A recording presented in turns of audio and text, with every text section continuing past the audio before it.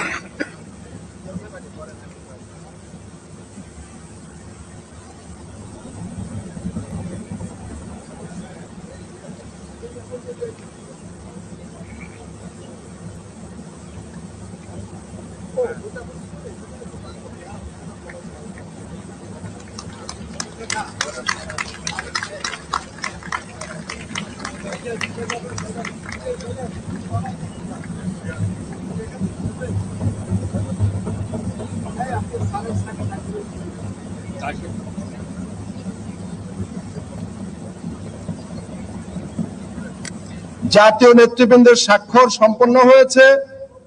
এখন জুলাই জাতীয় সনদ 2025-এ স্বাক্ষর করছেন জাতীয় ঐক্যমত্য কমিশনের মাননীয় সভাপতি প্রফেসর ডক্টর মোহাম্মদ ইউনূস।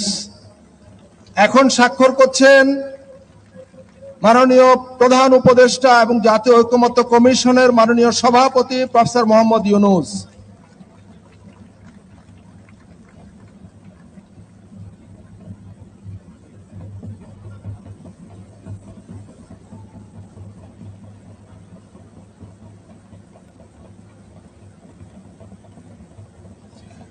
সম্মানিত অতিথিবৃন্দ, আমরা করতালি দিয়ে জাতীয় নেতৃবৃন্দকে অভিনন্দিত করি।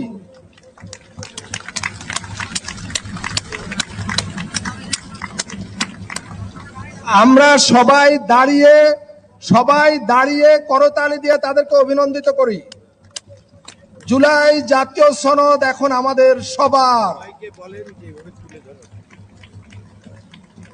সম্মানিত নেতৃবৃন্দ, আপনারা স্বাক্ষরিত পাতাটি সবাই ঊর্ধ্বে তুলে ধরুন, আমরা তাদেরকে অভিনন্দিত করি।